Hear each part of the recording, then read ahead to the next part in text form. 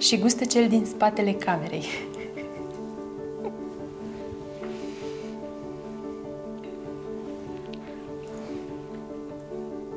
Super! Deci am reușit să-l impresionez.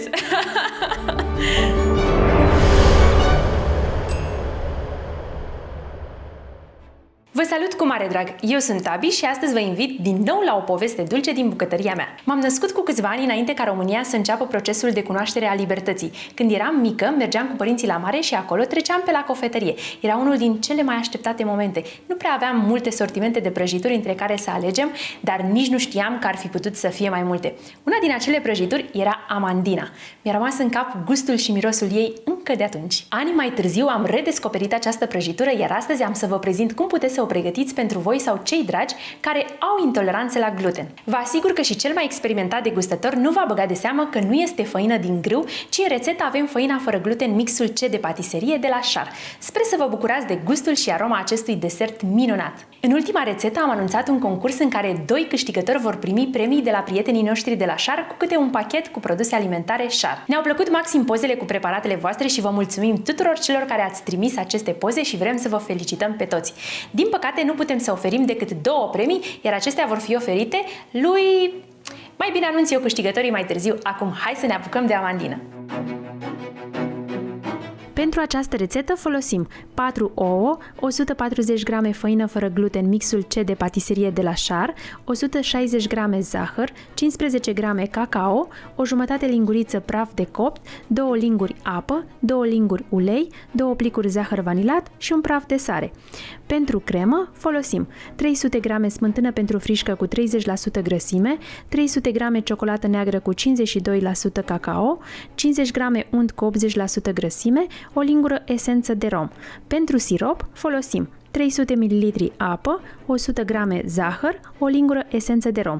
Iar pentru glazură am folosit 100 g ciocolată neagră cu 52% cacao și 100 de grame smântână pentru frișcă cu 30% grăsime. Mai întâi pregătim tava în care vom coace blatul. Tava mea are dimensiunea de 18 cm pe 27. Am uns-o mai înainte cu unt. Este o tavă detașabilă și mă va ajuta foarte mult. Îmbrăcăm baza în hârtie de copt. Îmbrăcăm cu hârtie de copt și pereții. Gata, o lăsăm deoparte. Într-un bol cântărim făina, folosim mixul C de patiserie de la Char, pe care o amestecăm cu cacao pudră și praful de copt.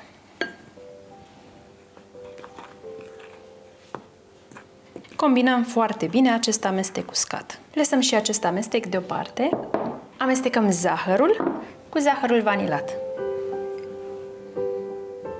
Lăsăm deoparte. Ne ocupăm de ouă, pe care trebuie să le separăm. Într-un bol albușul, în alt bol gălbenușul. Amestecăm gălbenușurile cu un tel, în care adăugăm uleiul și apa. Amestecăm bine ca să le combinăm pe toate. Adăugăm un praf de sare albușurilor și începem să mixăm.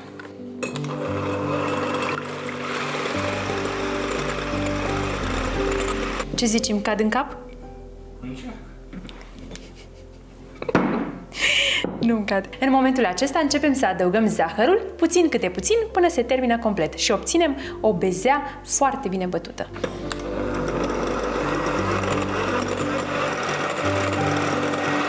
Unde ești, Tami?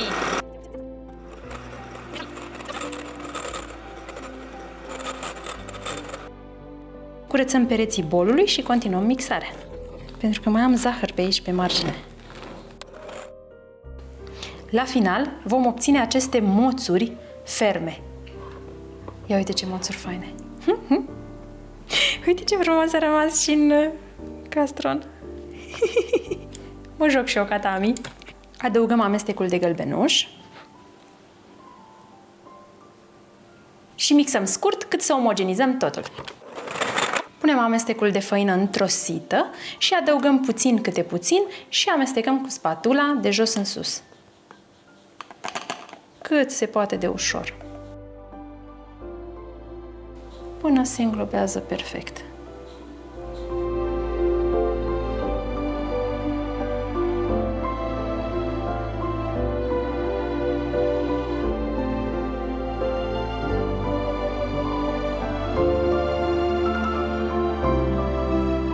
Așa pufoșenie vom obține la final. Compoziția obținută va fi extrem de pufoasă și aerată. O distribuim uniform în tavă.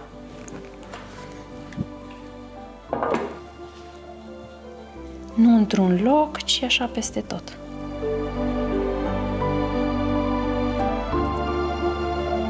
Coacem blatul nostru la cuptorul preîncălzit la 180 de grade Celsius la programul cu căldură sus și jos pentru aproximativ 30-40 de minute. La mine durează un pic mai mult de 30 de minute, cam 40 de minute, pentru că cuptorul meu nu este așa puternic. Pentru cremă încălzim frișca la microunde aproximativ 1 minut și jumătate. Nu o lăsăm să clocotească, doar să fie foarte bine caldă.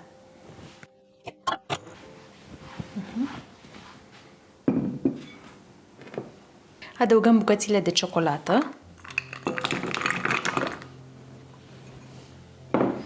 și avem grijă să fie toate scufundate în frișcă. Și lăsăm așa pentru 5 minute. Nu avem voie să umblăm în ea. După timpul de așteptare, începem să amestecăm cu telul, până când ciocolata este complet topită.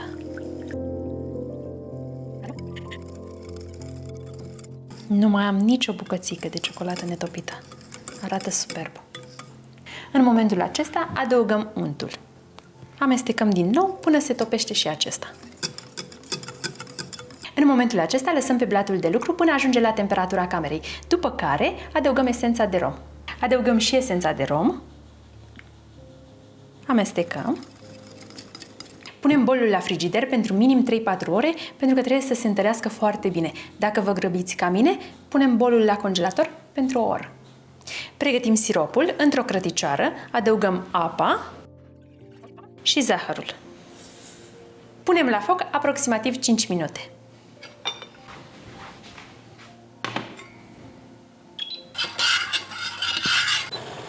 Lăsăm la răcit complet, după care putem să adăugăm esență de rom.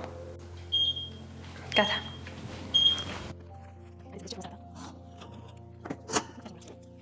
A crescut superb! Îmi pare rău, dar astăzi am fost doi uituci. Și eu și Cosmin am uitat să filmăm la cuptor, ca să vedeți ce frumos a crescut. Dar se vede în tavă. A crescut foarte frumos. Acum îl vom lăsa 10 minute în tavă la răcit, după care îl desfacem și îl lăsăm complet la răcit pe grătar. Desfacem cu grijă.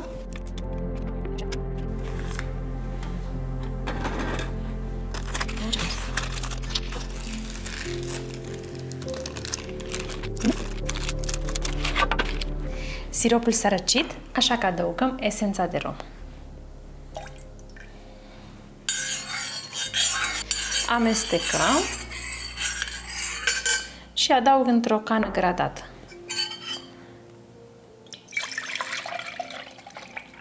Blatul s-a răcit, așa că nu ne rămâne decât să-l tăiem pe jumătate.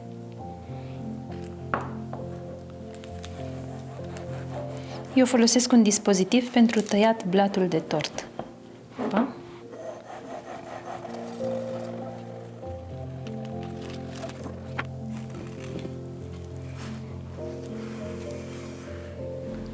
Oh, ce frumos arată! Perfect arată! Ce frumos e! Superb! Pentru a obține o cremă pufoasă, trebuie să o mixăm puțin înainte. Arată foarte bine, îmi place tare mult, pentru că este destul de tare această cremă și este mai greu de întins. Eu am pregătit aici un săculeț cu dui rotund pentru a întinde crema uniform. În acesta adaug crema pe care o pun pe blat, iar în acesta, în formă de steluță, adăugăm 3 linguri din cremă ca să ornăm deasupra.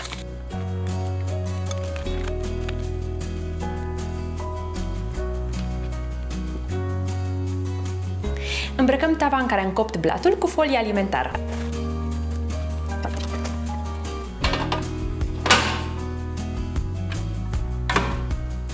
Așezăm în tavă partea de sus pentru că mi-a ieșit mai urâțică un pic și am și rupt-o puțin. Iar acum însiropăm cu jumătate din cantitatea de sirop. Urmează stratul de cremă.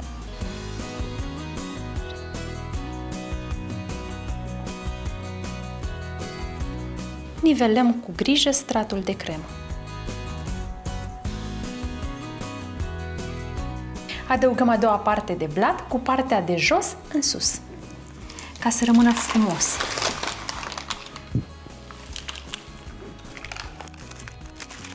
Ce bine a rămas!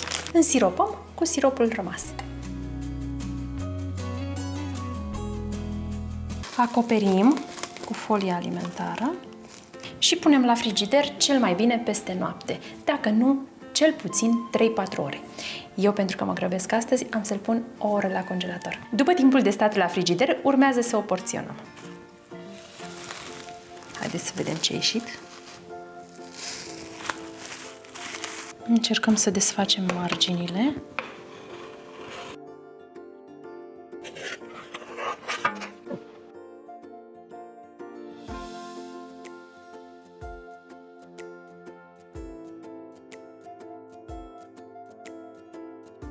E timpul să le îmbrăcăm puțin, să arate și ele frumos. Punem frișca la încălzit la microunde pentru aproximativ 1 minut. Atenție să nu fiarbă. Adăugăm ciocolata, o scufundăm bine și lăsăm așa 5 minute. Amestecăm foarte bine până se dizolvă toată ciocolata.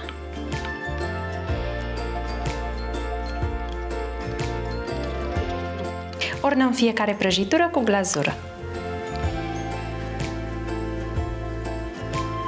Întindem ușor ca să acoperim toată suprafața.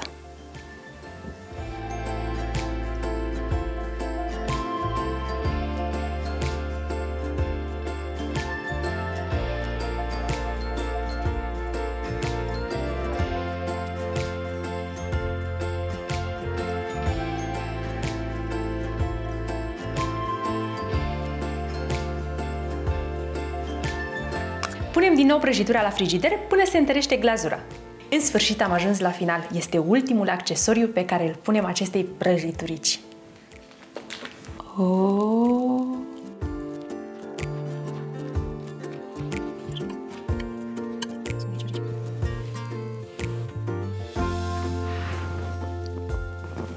Dragii mei, și acum să vă fac o poftă din aceea maximă. Doar vă spun cum a ieșit. Că eu zic că de arătat arată ca la cofetărie. Ce bine se taie! Vai, ce bune! Știi cum a ieșit? Perfectă! Blatul s-a însiropat așa cum trebuie, crema n-a ieșit tare, cum uneori dai cu tunul ca să poți să o tai. Este super!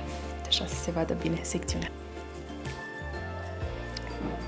Mai tai o dată ca să vedeți cât de frumos se poate tăia această prăjitură și gustă cel din spatele camerei.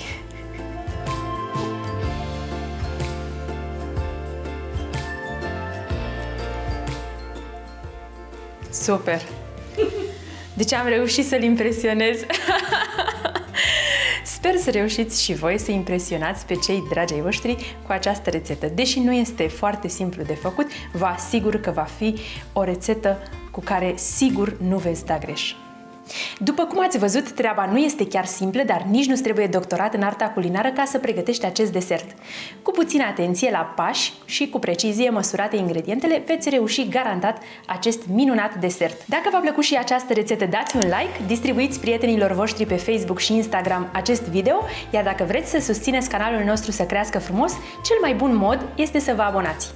Mulțumim prietenilor noștri de la Sharp pentru concurs și susținerea rețetelor fără gluten. Este o soluție pe care eu o folosesc de ani de zile și pot să zic că sunt mulțumită și o pot recomanda cu încredere. Dacă ai descoperit că ai intoleranță la gluten și ești la început de drum, poți intra pe www.celiaci.ro, ai link în descriere, este locul de unde vă puteți lua o mulțime de informații utile. Câștigătorii la concurs sunt Georgiana Gioacaș și Cristina Mugescu. O să primiți un mesaj în privat unde o să vă solicităm datele de contact și adresa unde doriți să primiți pachetul cu produsele de la Șar. Spor la pregătiri să aveți! Eu vă mulțumesc pentru că m-ați urmărit până la final și nu uitați, mâncarea are alt gust atunci când o gătești cu plăcere. La revedere! Nu vreau să ratez momentul acesta și vreau să mulțumesc primului nostru membru de pe canal. Bine ai venit, Sami Carol, în familia noastră restrânsă!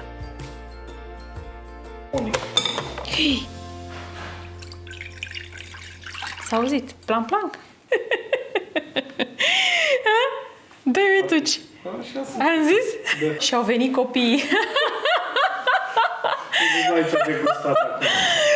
Și gustă cel din spatele camerei. Pe masă. De aici. Fugi, mă, de aici. Ce uite-mă? Hai. Mi se înmoaie asta ta, mami, și nu pot să mai filmez și eu ca lumea. Fugi de aici.